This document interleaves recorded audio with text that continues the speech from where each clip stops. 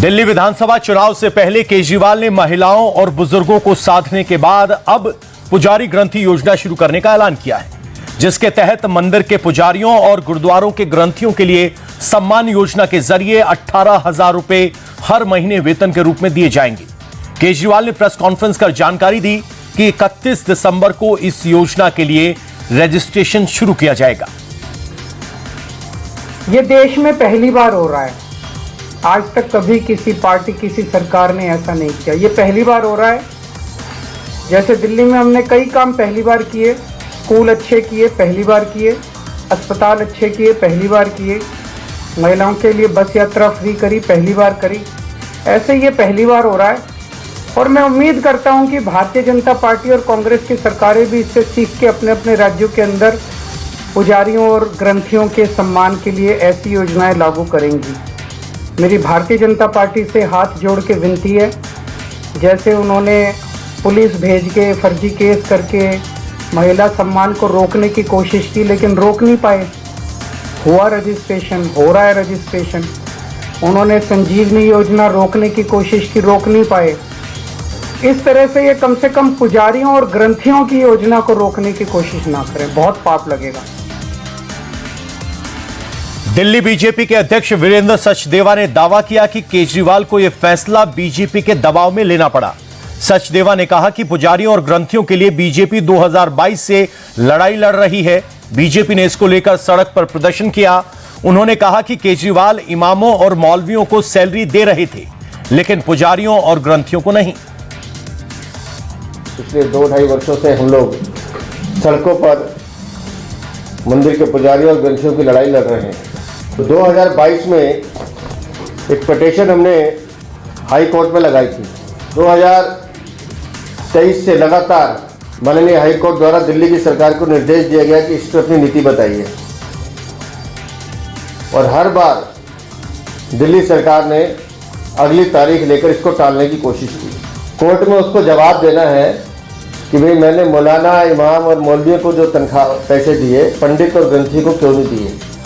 उससे बचने के लिए आज ये चुनावी घोषणा इन्होंने कर दी कि हम पुजारी, ये मांग तो भारतीय जनता पार्टी सालों से उठा रही है। पिछले 2013 से इन्होंने मौलवियों को तनख्वाह देनी शुरू की थी। अब तक 58 करोड़ 30 लाख कितने हजार हैं, 90,000 रुपये दे चुके हैं। तो अब मंदिर के पुजारी ये पूछेंगे अरविंद केजरीवाल, वो 58 करोड़ 30 लाख 90,000 रुपये जो तुम बांट चुके हो 2013 से लेकर आज 2024 तक, तुम्हें हम पंडितों और ग्रंथियों की याद क्यों नहीं आई। आज जब चुनाव याद आने लगे सर पर और जमीन खिसक रही है तो तुम्हें राम राम याद आ रहा है। तो वहीं पटना में बीपीएससी के अभ्यर्थियों के आंदोलन पर जन स्वराज पार्टी के चीफ प्रशांत किशोर ने कहा कि लोकतांत्रिक मर्यादाओं को ध्यान में रखते हुए सरकार को 48 घंटे का अल्टीमेटम देता हूं। सरकार आगे आकर छात्रों से बात करे, हम सरकार के जवाब का इंतजार करेंगे। तो अगले 48 घंटे में इसका एक उपाय, आगे का रास्ता निकाला जा सकता है। छात्र पूरी तरीके से आंदोलन से अलग हटकर पढ़ना चाहते हैं, अपनी जिंदगी बनाना चाहते हैं, ये टकराव का रास्ता नहीं चाहते हैं। कोई भी टकराव का रास्ता नहीं चाहता है। छात्रों ने एक कदम बढ़ाया है, तो अब सरकार पर है कि सरकार भी एक कदम बढ़ाए, मामले को खत्म करे। और हम लोग 2 दिन तक इस बात को धैर्य के साथ उनके जवाब का, उनके निर्णय का इंतजार करेंगे। अगर मुख्यमंत्री मिलने के लिए बुलाएंगे तो सारे ये छात्रगण जो आज मुख्य सचिव से मिले हैं वो मुख्यमंत्री से मिलने भी जाएंगे, अपनी बात को फिर दोबारा रखेंगे। लेकिन अगर 48 घंटे में उन्होंने कोई निर्णय नहीं लिया तो छात्र जो भी निर्णय लेंगे आंदोलन करने का, ये निर्णय इनका मान्य होगा और हम लोग पूरी तरीके से छात्रों के साथ रहेंगे। मेरा अपना व्यक्तिगत कमिटमेंट है, प्रशांत किशोर का कमिटमेंट है। आरजेडी नेता तेजस्वी यादव ने प्रशांत किशोर पर निशाना साधा। तेजस्वी ने कहा कि छात्र प्रशांत किशोर से नाराज थे क्योंकि उन्होंने दावा किया था कि अगर लाठीचार्ज हुआ तो पहली लाठी वो खाएंगे। बिहार विधानसभा में नेता विपक्ष तेजस्वी यादव ने कहा कि प्रशांत किशोर तो बीजेपी के एजेंट है, वो छात्रों के आंदोलन को डिरेल करने में लगे। इस बीपीएससी के आंदोलन को कुछ लोगों ने गुमराह करने की कोशिश की कि सरकार की बी टीम, बीजेपी की बी टीम, कुछ जो राजनीतिक दुकानदारी करते हैं उन लोगों को आगे खड़ा किया गया और गांधी मैदान आंदोलन को ले जाना पड़ा। और जब पिटाई हो रही थी तो कुछ लोग कह रहे थे कि हम सबसे आगे खड़े रहेंगे, सबसे पहले वही भाग खड़े होंगे। ये आंदोलन को खत्म करने की साजिश है। बिहार के पूर्णिया से निर्दलीय सांसद पप्पू यादव ने भी प्रशांत किशोर पर हमला बोला। पप्पू यादव ने कहा कि प्रशांत किशोर ने छात्रों का अपमान किया है, पुलिस से मिलकर गुंडागर्दी की। पप्पू यादव ने कहा कि प्रशांत किशोर को अब आंदोलन कर रहे छात्र ही जवाब देंगे। अरे प्रशांत, फिर किसका नाम लेते हो यार?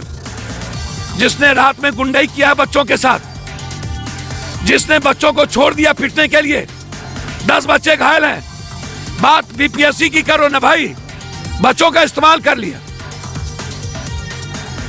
और रात में 3 बजे जाकर के गुंडागर्दी बच्चों के साथ किया, गाली गलौज की। कहता है तुमको तो कंबल दिए, तुम्हारी औकात क्या है? तुम कौन है नेताजी? साले तुम कौन है नया नेता? इसको 4 दिन नेतागिरी करने नहीं हुआ है, ये हमारे बच्चों को नेता कह रहा है। इनको पता ही नहीं बांग्लादेश का हस्त छात्रों ने क्या किया। इसी भारत में छात्रों की भूमिका आजाद क्या थी? दुनिया में छात्र जब उबलता है तो दुनिया खत्म हो जाती है। यह सत्याग्रह है छात्रों का, कोई रोक नहीं सकता। इस गुंडाई का जवाब इसको आने वाले समय में युवा देगा। ये निकल के देखे कहीं, ये कितने बाउंसर को लेके निकलते, निकल के देखे। जेडीयू नेता नीरज कुमार ने भी प्रशांत किशोर पर निशाना साधा। नीरज कुमार ने कहा कि बीपीएससी अभ्यर्थियों की भावनाओं को भड़काने की कोशिश की जा रही है। उन्होंने कहा कि छात्रों को भड़काकर प्रशांत किशोर फरार हो गए, ये राजनीतिक रूप से भगोड़े हैं। बीपीएससी अभ्यर्थियों की भावना को भड़काने का राजनीतिक गुनाहगार कोई है तो माननीय प्रशांत किशोर जी है, और यह राजनीति के भगोड़ा है।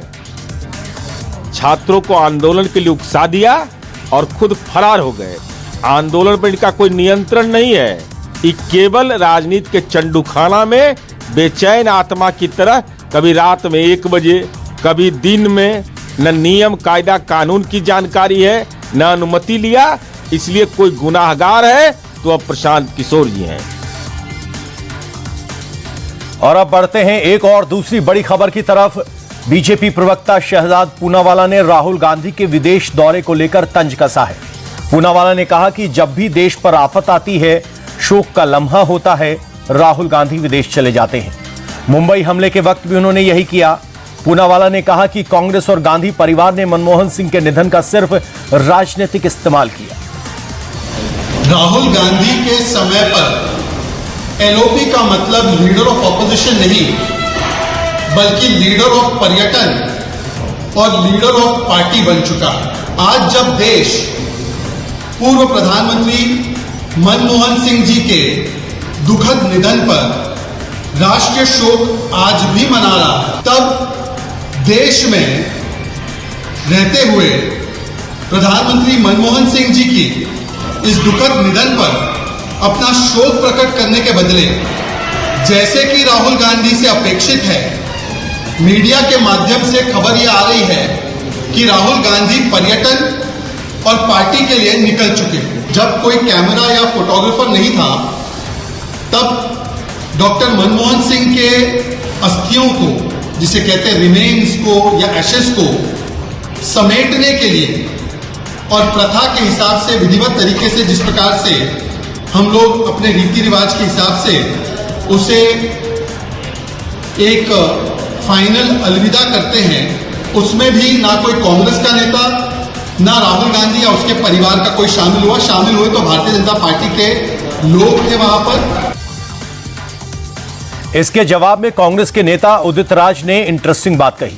उदित राज ने कहा कि कहां लिखा है कि कोई व्यक्ति देश में रहकर ही शोक मना सकता है। राहुल गांधी वियतनाम गए हैं, हो सकता हो वो वहां भी शोक मनाएं। बकवास है। और क्या प्रधानमंत्री, होम मिनिस्टर, जितने मंत्री हैं, एमएलए हैं, एमपी हैं, भारतीय जनता पार्टी के जितने कार्यकर्ता हैं, नेता हैं, घर के अंदर बैठे हुए हैं क्या? शोक मना रहे हैं, घर के अंदर बैठे हुए, निकल नहीं रहे हैं, बाहर नहीं निकल रहे हैं। उसी तरीके से यहाँ से उधर चले गए राहुल जी, अपने निजी काम से गए हैं, तो कौन सा ही मुश्किल हो गया।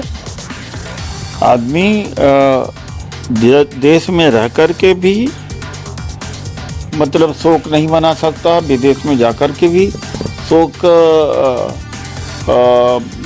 कर सकता है, उसके मन की बात होती है। और दूसरी बात है कि राहुल गांधी जी से इतना डर है इनको कि उनके बगैर नाम के इनकी राजनीति चलती ही नहीं।